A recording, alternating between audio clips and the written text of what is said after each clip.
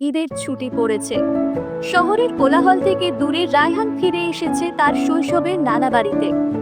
কারণ এবারের ঈদটা সে আর তার মা ঠিক করেছে করবে নানু নানার সাথেই। চারদিকে গ্রামের সবুজে ভরা সৌন্দর্য, পরিচিত সেই চিরচেনা মাঠ, পুকুর আর মেঠো পথ যেখানে কেটেছে তার ছোটবেলা। গ্রামের বাতাস, সেই চেনা গন্ধ, যেন পুরনো দিনের গন্ধ লেগে আছে বাতাসে। রায়হান হাঁটছে সেই মেঠো পথ ধরে, যেটা ধরে সে একসময় দৌড়ে যেত খেলতে। পাশেই সেই পুকুর ঘাট, যেখানে প্রথম সাঁতার শিখেছিল। সময় থেমে গেছে এখানে, শুধু বড় হয়ে গেছে রায়হান। পরের দিন সকাল, রায়হান হাঁটছে তার নানা বাড়ির সামনের মেঠো পথ ধরে। হঠাৎ থেমে গেল। সামনে থেকে আসছে দুজন মেয়ে। একজনের হাতে পুরনো জার, আরেকজন পাশে হেসে কিছু বলছে। কিন্তু রায়হান তাকিয়ে রইল শুধু একজনের দিকেই।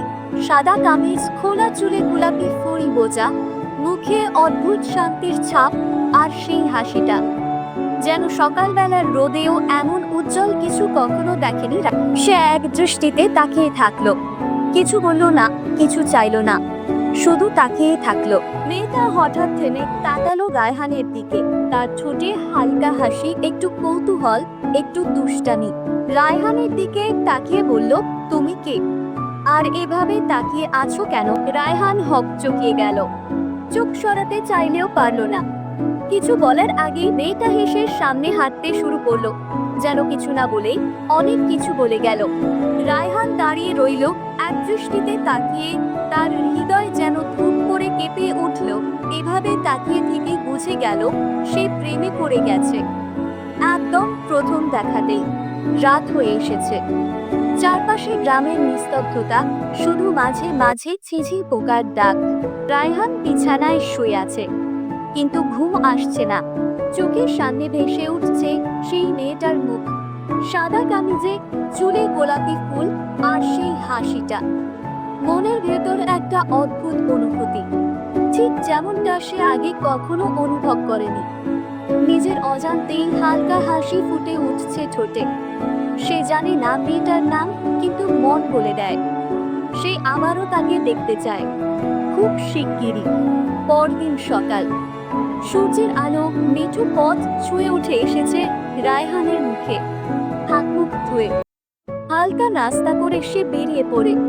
তার গন্তব্য ঠিক নেই, শুধু একটা চেহারা চোখে ভাসছে, সাদা কামিজ, চুলে ফুল, আর সেই হাসি।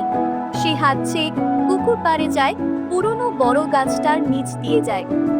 গ্রামের ছেলেদের জিজ্ঞেস করে ওদের এলাকায় কোনো মেয়ে আছে যার চুলে গোলাপি ফুল থাকে। তারা হেসে বলে, ওহ, তুমি বুঝি নীলার কথা বলছো। রায়হানের বুকের ভেতর যেন কেমন করে ওঠে।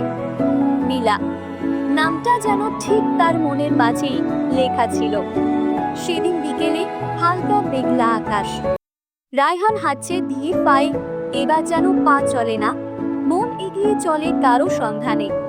পুকুরের পাশ দিয়ে যেতে যেতে হঠাৎ চোখে পড়ে নীলা দাঁড়িয়ে আছে পুকুর ঘাটে, আজ একা। হাতে ছোট একটা মাটির কলস, চুল উঠছে হাওয়ায়। রায়হান একটু সাহস করে এগিয়ে যায়। এই যে, তুমি নীলা না? নীলা অবাক হয়ে তাকায়, তারপর একটু হাসে। তুমি তো শহরের ছেলে, নাম জানলে কি করে? রায়হান হেসে বলে, তোমার নাম জানার জন্যই তো সকাল থেকে গ্রামের অর্ধেক রাস্তা হাঁটছি। নীলা একটু লজ্জা পায়, কিন্তু চুপ করে দাঁড়িয়ে থাকে। রায়হান নাচতে বলে, আমরা কি বন্ধু হতে পারি? নীলা প্রথমে কিছু বলে না, শুধু চোখের দিকে তাকিয়ে থাকে রায়হানের। তারপর মৃদু হেসে বলে, ঠিক আছে, তবে একটা শর্তে, তুমি আর আমাকে চুপচাপ তাকিয়ে তাকিয়ে দেখবে না। দুজনেই হেসে ফেলে। হাওয়ার মাঝে তখন একরাশ নীরবতা আর নতুন কিছু শুরু হওয়ার অনুভব।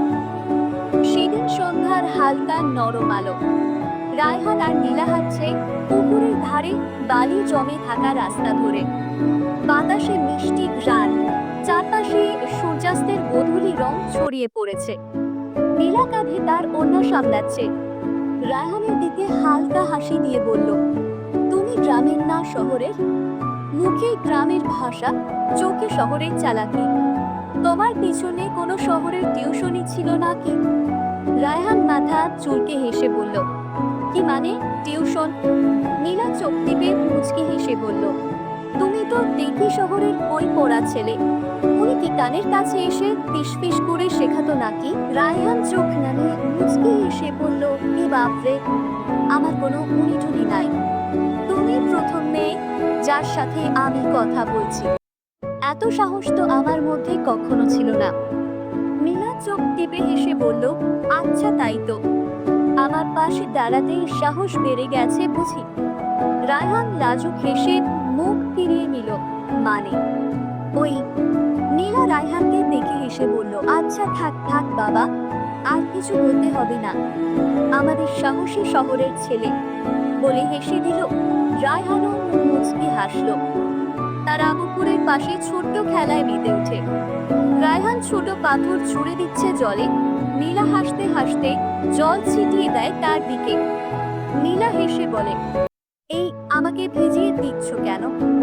রায়হান চোখ টিপে বলে, তুমি তো আগেই বলেছিলে চুপচাপ তাকিয়ে দেখবে না, তাই ভাবলাম একটু ঝটকা দেওয়া যাক। নীলা ভুরু কুঁচকে বলে, তোমার তো দেখি বেশ বুদ্ধি বেড়ে গেছে। রায়হান জবাবে, তোমার পাশে দাঁড়ালেই মাথাটা একটু চালাক হয়ে যায়। দুজনেই হেসে খেলে। নীলা হাঁটতে হাঁটতে একটা ছোট পাতা রায়হানের দিকে ছুঁড়ে মারে। নীলা বলে, এইটুকু পথে যদি এত কথা বলো, তাহলে আমাদের বন্ধুত্ব 1 মাসেই শেষ। রায়হান ঠাট্টা করে, তাহলে 1 মাস না, 1 জীবন বন্ধুত্ব করি না কেন? নীলা কিছুক্ষণ চুপ করে থাকে, তারপর বলে, 1 জীবন ভাবছো বুঝি সিনেমার হিরো তুমি? রায়হান কাজ ঝাঁকিয়ে বলে, তুমি তো নায়িকা, তাই আমারও একটু হিরো হওয়াটা চলতেই পারে।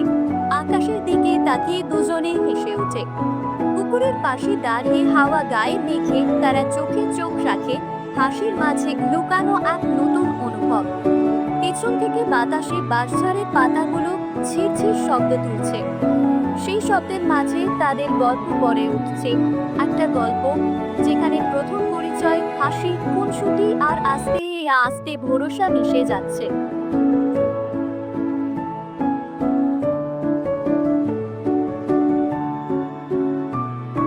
নীলার হাসি এখনো মুখে, চোখে একটা আলতো মজা আর অজানা আনন্দ।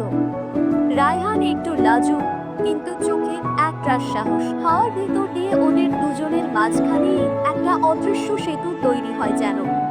পুকুরের পাড়ে বাতাস বইছে ধীরে, জল ছুঁয়ে রোদের শেষ আলো মেখে নিচ্ছে আকাশ। চারপাশে পাখির ডাক, নরম আলো আর শান্ত বিকেলের সুর। দুজনেই চুপচাপ, কিন্তু সেই নীরবতায় মিশে আছে এক নতুন সম্পর্কের শুরু। কখনো কখনো একটুখানি সাহস, একটা মুচকি হাসি আর একটা চুপচাপ মুহূর্ত কথার থেকেও অনেক বেশি কিছু বলে দেয়। তাদের গল্প এখনই শুরু হচ্ছে।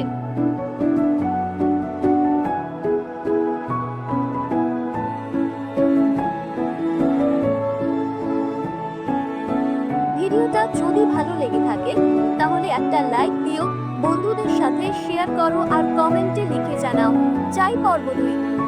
আর হ্যাঁ, এমন আরো গল্প পেতে চ্যানেলটা সাবস্ক্রাইব করতে ভুলবে না। আপনাদের ভালোবাসাই আমাদের আস্থা।